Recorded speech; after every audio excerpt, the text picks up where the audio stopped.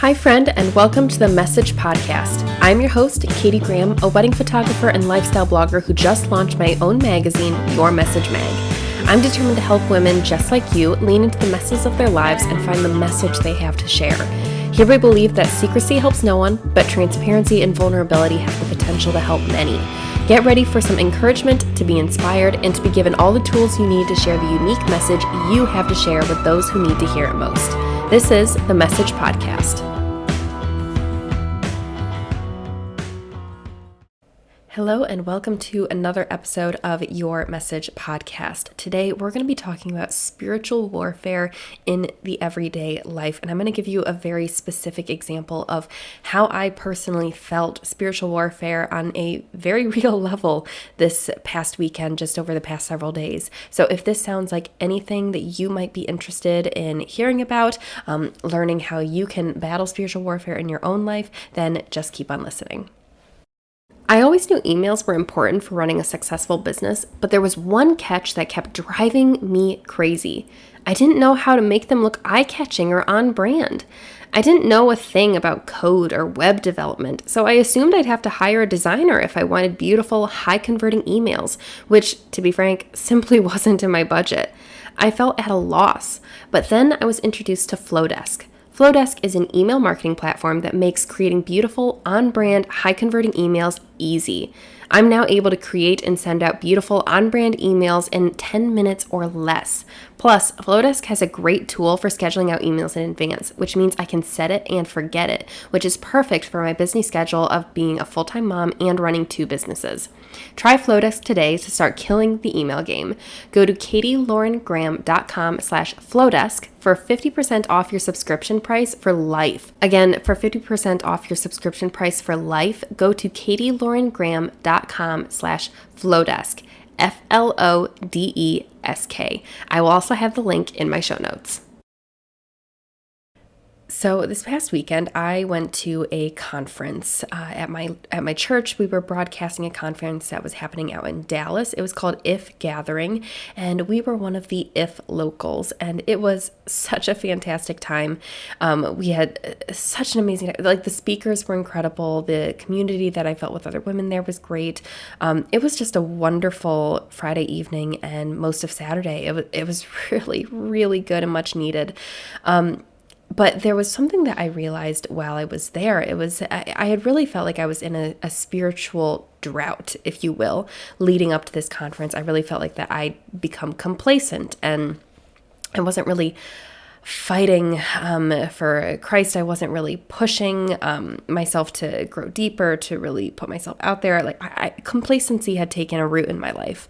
And I went to this conference, and a fire was lit in me. I felt that fire lit. And if you are a Christian and you have been walking with the Lord for any stretch of time, then you know what I mean. These waves of complacency and becoming kind of like stale, and then all of a sudden having a fire lit within you, like, this makes sense to you. So I had this fire lit inside me, and I left the conference just ready to take on the world. I was like, not today, Satan. I'm ready to take you on. Like, bring it. And I should know, I should have remembered that, when that usually happens, that's when Satan says, like, okay, sure, bring it on, I will. And so sure enough, I had left Beckley with Jackson all weekend, and so that I could, and he was wonderful and watched her so that I could go to this conference. And Beckley had a great father-daughter weekend. But as soon as I stepped foot in the door, after getting back from this conference, I knew something was up. I could see the stress on Jackson's face. I could see that Beckley was not feeling well immediately. Things were not okay. And Jackson had said, she was great all day. She was fine.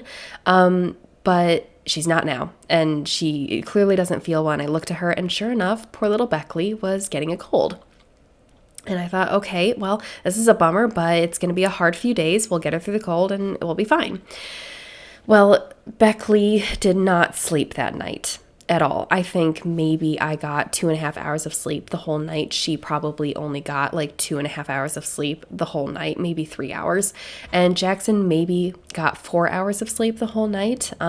It was a really, really tough night, and her health was just down in the dumps, and we all woke up on Sunday morning feeling exhausted, both physically and emotionally, because we'd gotten no sleep. We were tired, and sure enough, Friday night, Sully had started acting a little off, just kind of a little under the weather.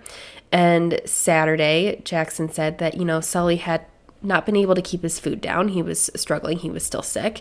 And then on Sunday, it became very obvious that Sully was not okay and that he was unable to keep food down. He was sick. And in case you're completely confused, Sully is our dog. He's our 5-year-old golden doodle.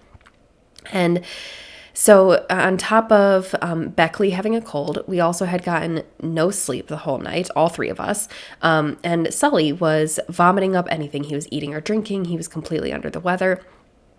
And I was sitting, and that was the other thing, the cherry on top of the cake before I move on to the realization I had about all this.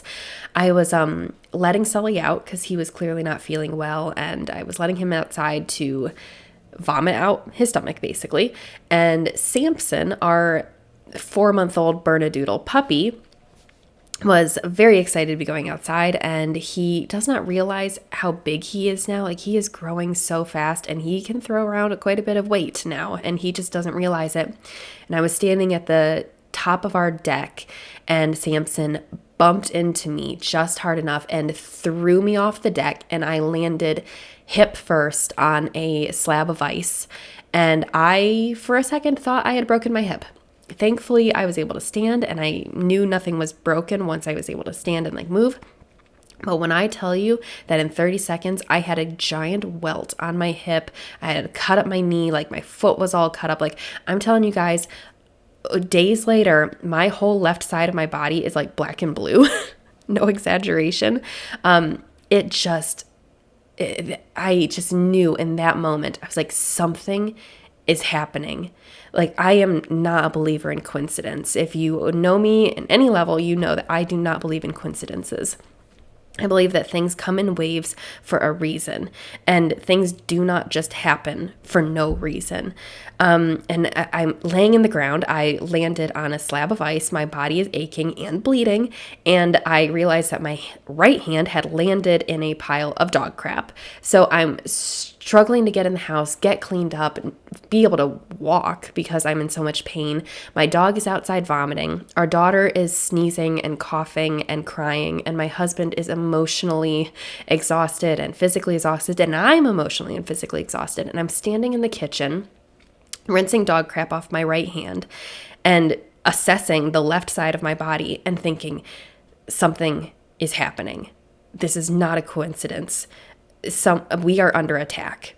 And so my husband, thankfully, he took control of the dogs and the baby so I could hop in the shower and just kind of hit the reset button. And I'm standing in the shower, and it hit me. And it just hit me that we were under spiritual attack. And here's the thing about Satan is he knows us. He pays attention. In this world, there are two princes. There is the Prince of Peace, and there is the Prince of Destruction, the Prince of Sin, the Prince of Death. And the Prince of Peace, that's Jesus. And he is fighting for us every single day, and he has already won the battle, but that doesn't mean that the battle isn't still ongoing. It's already won, but it is still ongoing. And the Prince of Darkness, of death, of destruction, of pain, he is doing everything he can to derail those who are followers of Christ. He is doing everything he can to distract us, to disrupt us, to put us into a state of complacency, to make us fall asleep to our calling, to make us just not able or willing to show up for Christ.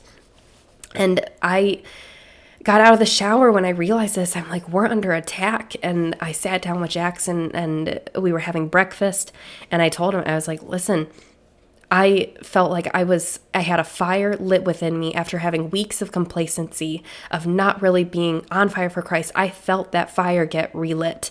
And it is not a coincidence that almost to the hour that I felt that fire get lit within me, Beckley gets sick. That is not a coincidence. We are under attack. First, he attacked the health of our family. He attacked the health of our child, attacked the health of our dogs. Then he attacked our sleep, our ability to get rest, to be physically and emotionally ready for the day. We got no sleep last night. That's not a coincidence at all. And then he attacks my physical, like the state of my body. I'm now in aching pain, and I have scars and bruises all over the left side of my body because we're under attack. Like, this is not a coincidence. And Jackson looked at me and, oh, thank goodness I am married to a man who believes in the same as I do, and he is rooted in Christ, because he looked at me and he said, you're right. There's no way this is a coincidence. We're under attack right now. And I share this with you to let you know that this is happening all the time. There are so many things that happen in the world where people are looking for a reason why. Like, why would something be happening? And people just kind of say, like, well, everything happens for a reason. And you know what? To a degree, that is correct, but people are too often looking in the wrong direction for that reason. When something bad happens, often people look to God and say, why? Why did this happen? Why did you allow this to happen? Why did you do this to me? And guys, we have that all twisted. If we are asking that question, then we do not know God, and we do not know his glory and his redemptive plan for this world and his character. He is all good and holiness and justness. He is nothing bad comes from him. Anything evil or painful or heartbreaking or sad, that comes straight from the Prince of Darkness, who is constantly attacking our world. And what he wants you to believe is that God did something to you. He wants to twist the character of God in your mind when that is not true. So you have to remember that when something bad is happening in your life, when things are hitting you from all sides, that is not from God. That is from the Prince of Darkness, and you need to reject that. And maybe take a step back and think, why would this be happening to me? I know a girl who is an absolute firecracker for God. Like, she is fighting fiercely for him, and she is on her third diagnosis of breast cancer, and she was 26 years old when she got diagnosed the first time, and in 6 years she has beaten cancer twice and gotten the diagnosis 3 times, and she is now currently fighting that third diagnosis. And this woman is on fire for God. Do you think that it is any coincidence that this woman, who is fighting fiercely for the Lord and to bring his will upon the earth, is under attack, that her body has had cancer 3 times now in 6 years? Do you think that's any coincidence? No, absolutely not. She is under spiritual warfare. She is experiencing serious, life-threatening spiritual warfare, because Satan knows what she is capable of what the Lord has planned for her and what the Lord wants to use her to accomplish in this world. And so he is throwing cancer at her left and right. And I tell you what, friends, she is not letting that hold her back. She is still a one-woman army for the Lord. Have you ever felt like you're called to more in life? Do you desire to encourage others? Have you experienced a mess in life that you wish to share with others to help them grow and feel less alone? I created Your Message Mag for driven, encouraging, and servant-hearted people just like you. Your Message Mag is my new lifestyle magazine focused on bringing encouragement and inspiration into the lives of others through impactful storytelling and seasonal content.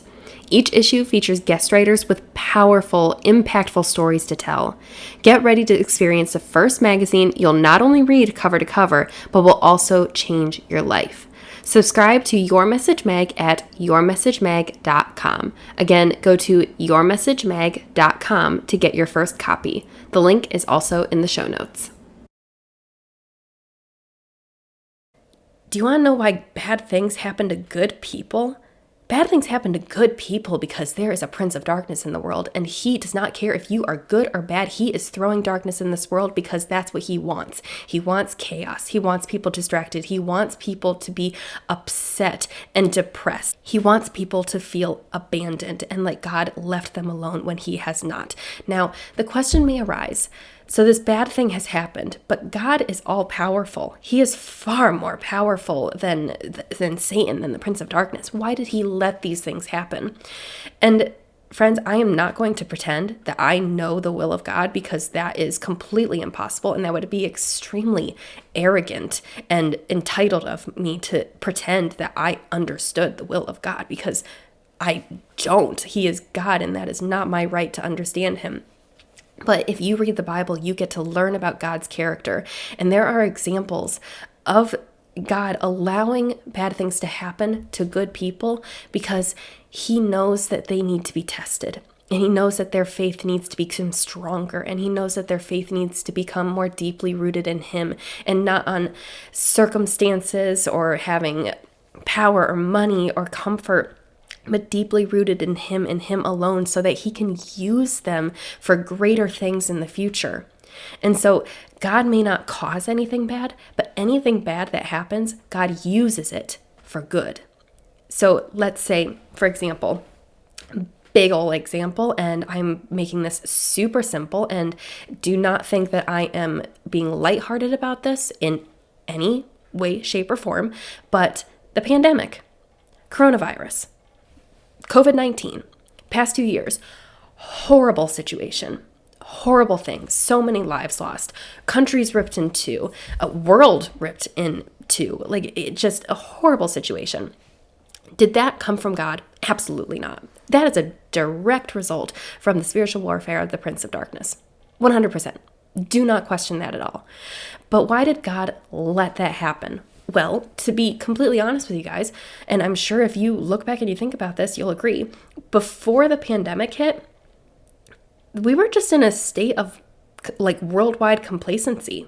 For the most part, people were just kind of living life as whatever, church included, the church people included. We were becoming obsessed with success and having belongings and making connections and advancements. And we were so self-absorbed, so materialistic, and we still are that way. But let me tell you something that has happened because of COVID-19. The church has been revived. People are fighting for more community. People are fighting for health. People are waking up to issues that are in the world, and they are attacking them, and they are coming at them, and they are pushing for change. God took this horrible situation that the Prince of Darkness unleashed on our world, and he is using it to revive and to bring hope and to bring peace and to make his church come alive. It's like a giant wake-up call. God did not cause it, but he is using it, and there are beautiful things coming from it. Again, this is a huge oversimplification, and I do not know the entire will of God because, like I said, that is not my right to know. I am not God. I am very, very aware of that fact, and hopefully you are even more so aware of that fact. So I do not understand his full will or his full reasoning for allowing something so horrific as the pandemic to happen, but I do know with every fiber of my being that he uses it for good. So what do you do with this in your day-to-day life, like this information? One, remember that you are under attack all the time. Remember that there is a spiritual war happening every second of your life, all around you. You cannot necessarily see it unless you are paying attention. If you are paying attention, then it becomes blatantly obvious. It becomes painfully obvious. But if you aren't paying attention, you're going to miss it. And you're going to be walking through life wondering, why did this happen? Why would this happen to such a good person? But she was such a wonderful person for God, and this happened to her. Friend, remember that there is a spiritual war happening. Now, it has already been won by God. Christ has already won, but that doesn't mean that it has ended. We are in this state of already, but not yet. It's this really weird stage that we are in, but we have to remember that the battle is still ongoing. We have won, but it is ongoing. Number 2, do not let hardships make you become passive or complacent. I really believe that Satan knows all of our push points, all of our pressure points, whatever it takes to make us become just complacent and settle down and be I just want things to get back to normal. And then they do get back to normal, and you just kind of simmer down. Don't step outside of your comfort zone. Don't rock the boat too much. That is exactly what he wants. And he uses hardships, and he uses sickness, and he uses heartache and pain and turmoil to push us into that. That is what he wants. He wants the Church of Christ to be complacent and to not make motions, to not rock the boat, to not push or fight. And most of all, he doesn't want you to realize what's actually happening. He is a master deceiver. Do you think he would make it obvious if he was a master deceiver? No. He is perfectly equipped to do whatever it takes to make you become complacent and not take action and fight for Christ in this world. So do not let hardships make you become passive or complacent in life. Stay awake, stay vigilant, stay aware of what is happening in our world. There are no coincidences. Everything is happening for a reason, and it's either Christ's reason or it's the devil's reason. Prince of Peace or Prince of Darkness, there is a war happening, and we are God's plan for redeeming the world. So do not let yourself become corrupted or manipulated or complacent because of the Prince of Darkness's will. He has lost. He has already lost. He is fighting, but he is marching and fighting towards a very painful ending. Just read Revelation, and you will know exactly what he is going towards. We have already won. But we need to stay rooted in Christ because the battle is ongoing. It is not yet finished. So, friends, this is a heavy podcast episode. I'm not going to apologize for that because we live in a heavy world. The stuff going on in Ukraine, oh my word, that is heavy, heartbreaking stuff. So, no, we don't really have time to ignore the heavy topics. We need to talk about them. We need to be honest about them, and we need to realize what's happening. There's a spiritual war happening. Be vigilant, be aware, be watchful. And friend, if you ever find yourself doubting that God has good in mind for you, that he wants the best for you, open that Bible. If you haven't opened it up in a while, take the dust off of it and dive in.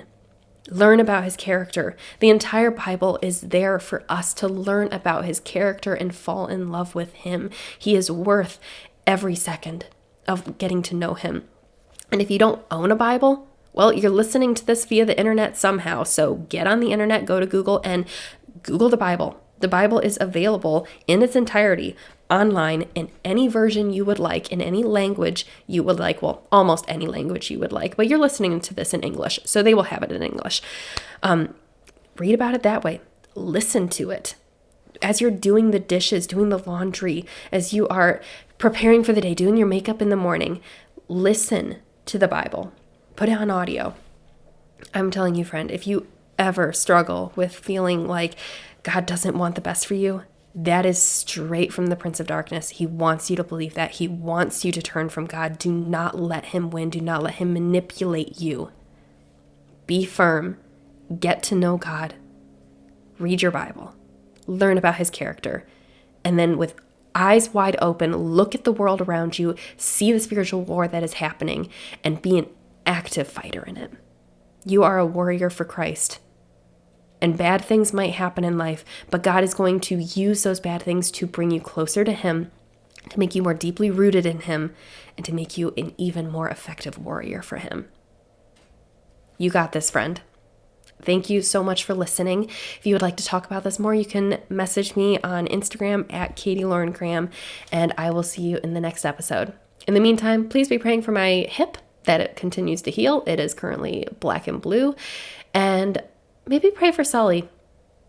Beckley is feeling better, but Sully, no, he's not.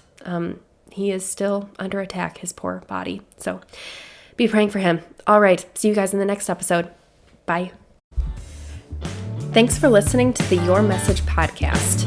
Did you enjoy today's episode? If so, make sure you're subscribed to this podcast and leave a review if you haven't already. This really helps with encouraging the podcast apps to share this with other people to maximize our impact so we can help as many people as possible. Also, if you enjoyed today's episode, be sure to screenshot this episode and share it on Instagram. Make sure to tag me at Katie Lauren Graham so I can share in the excitement with you. Thanks so much for listening, and I'll see you in the next episode.